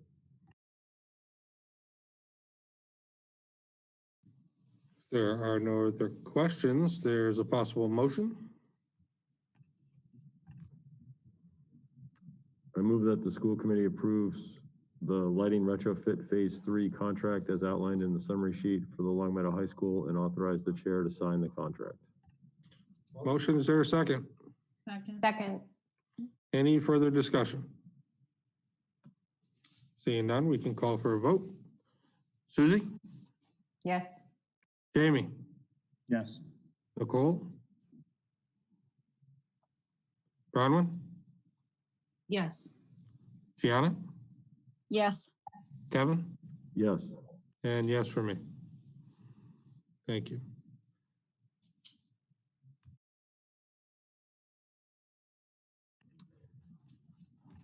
I move that the school committee adjourn the November 24th, 2020 school committee meeting. There's a motion. Is there a second? Second. Any further discussion? Ryan, Yes, Gianna. I'm sorry, I might be misunderstanding. Did he say adjourn the school committee meeting or adjourn to an executive session? Adjourn the meeting because the session is not needed at this time. Got it. Thank you. Diane, you looked like you wanted to say something. Did there something cross your mind? You'll tell me later? Okay. Any other discussion on this motion to adjourn? Call for a roll call vote then. Susie? Yes. Jamie? Yes. Nicole? Yes. Bronwyn? Yes. Gianna? Yes. Kevin? Yes. And yes for me. Thank you very much, folks. We'll see you in 2 weeks.